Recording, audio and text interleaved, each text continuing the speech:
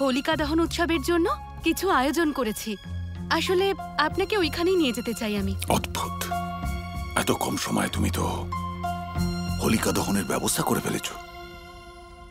এটা তো অত্যন্ত প্রশংসনীয় মহারানী।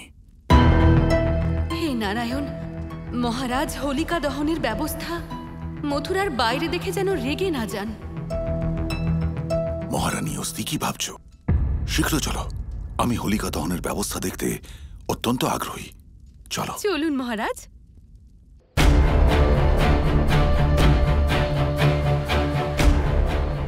মহারাজা কংসর জয়, মহারাজা কংসর জয়, মহারাজা কংসর জয়, মহারাজা কংসর জয়, মহারাজা কংসর জয়, মহারাজা কংসর জয়। অদ্ভুত অদ্ভুত আয়োজন করেছে অস্তি। আর আপনারা সবাই মথুরাবাসীরাও, আমি খুব খুশি হয়েছি।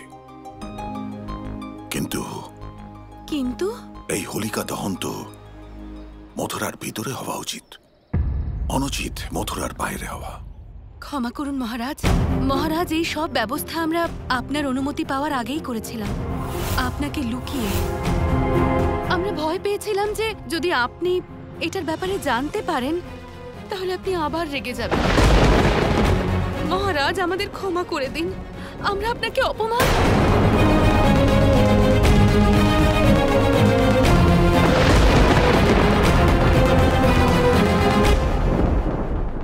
তোমার ক্ষমা চাওয়ার কোনো প্রয়োজন নেই অস্তি। তুমি তো এদের সঙ্গে মিলে এত সুন্দর আয়োজন করেছ।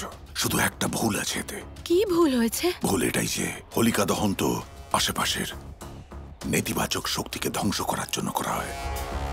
যদি মথুরার নেতিবাচক শক্তিকে ধ্বংস করতে হয় তাহলে মথুরার ভিতরে হওয়া উচিত। কিন্তু তুমি মহারাজ, চিন্তা করো না অস্তি, এই হোলিকা মথুরায় যাবে, এই কংস এটাকে মথুরায় নিয়ে যাবে।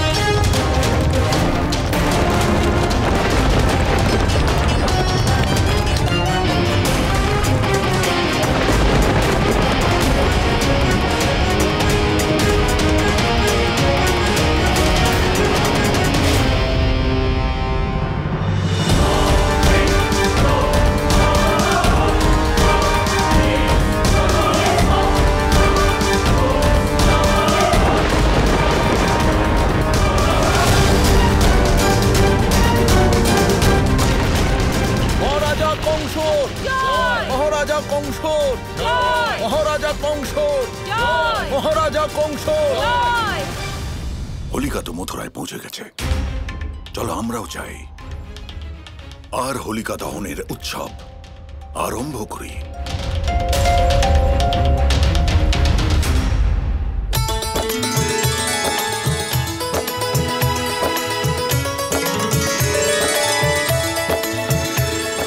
কেউ কি জানেন যে দোলের দহন কেন পালন করা হয়?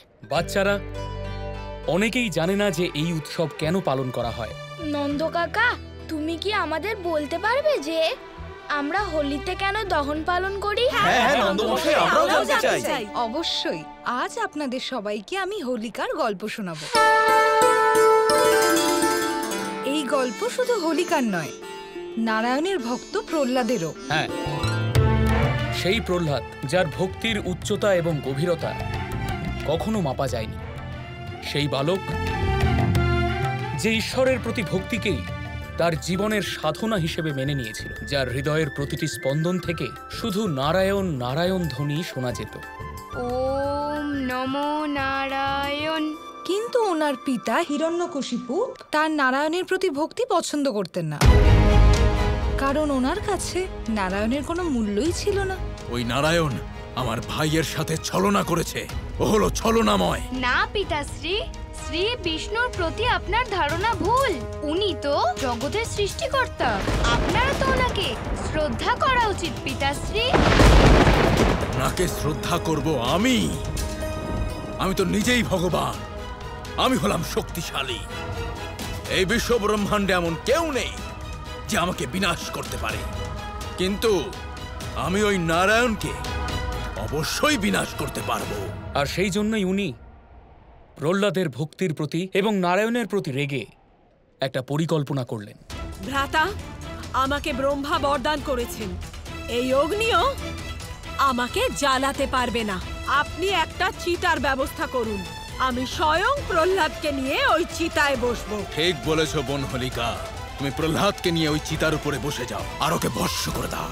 তাহলে কি ওরা প্রহ্লাদকে মেরে ফেললো? না পুত্র, প্রহ্লাদ নারায়ণের ভক্ত, আর যে ভক্ত নিষ্ঠাবান হয় তার কিচ্ছু হয় না। কিন্তু হোলিকা তো বরদান পেয়েছেন, তাই না? তাহলে তো অগ্নিও ওনার ক্ষতি করতে পারবে না। তারপর ওনার সাথে কি হলো? হোলিকা পূর্ববর্তী পরিকল্পনা অনুযায়ী প্রহ্লাদকে নিয়ে আগুনের মাঝখানে বসে।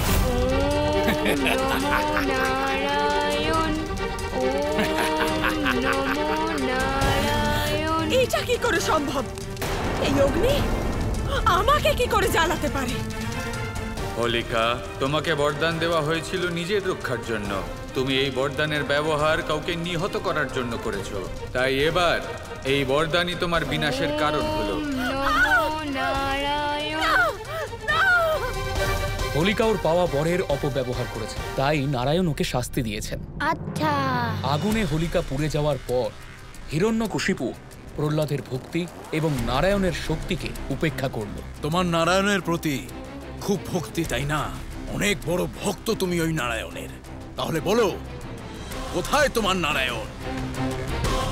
এখন তোমার নারায়ণ এখানে আছে নাকি স্তম্ভের মধ্যে আছে? উনি সৃষ্টির কণায় কণায় রয়েছে। তাহলে ঠিক আছে, আজকে তো আমি এই নারায়ণকে বধ করেই ছাড়বো। স্তম্ভকে ভেঙে চূর্ণ বিচূর্ণ করে দেব, তারপর তোমার নারায়ণ চূর্ণ বিচূর্ণ হয়ে যাবে। হে নারায়ণ, আমার ভক্তির জোরেই বলেছিলাম যে আপনি সর্বত্র রয়েছেন, কণায় কণায় রয়েছেন। এবার আমার ভক্তির সম্মান রক্ষার্থে আপনাকে আসতেই হবে। তারপর কি হলো নন্দ কাকা?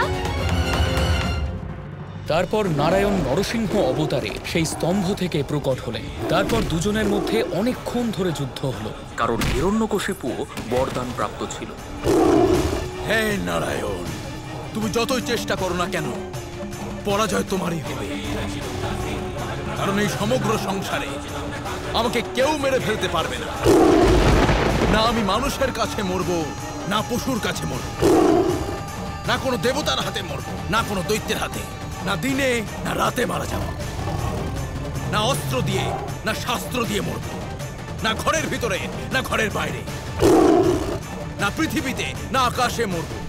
তারপর নারায়ণ হিরণ্যকশিপুকে এমন জায়গায় বধ করলেন যে জায়গা তার বরদানে উল্লেখ ছিল না। এটাই হলো হোলিকা দহন এবং নারায়ণ ভক্ত প্রহ্লাদের গল্প। গল্পের মূল বিষয় যে খারাপের বিনাশ হয় আর ভালোর কিচ্ছু না। তাহলে চলুন হোলিকা দহনের আয়োজন শুরু করা যাক।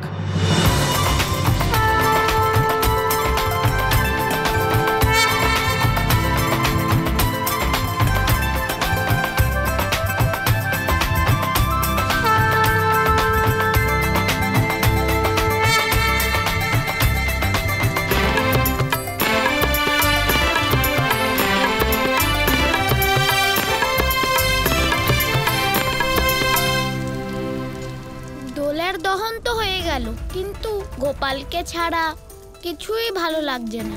গোপালের ভজনে এবার প্রথম এইরকম হবে যে আমরা দহন করার পরেও দোল খেলবো না।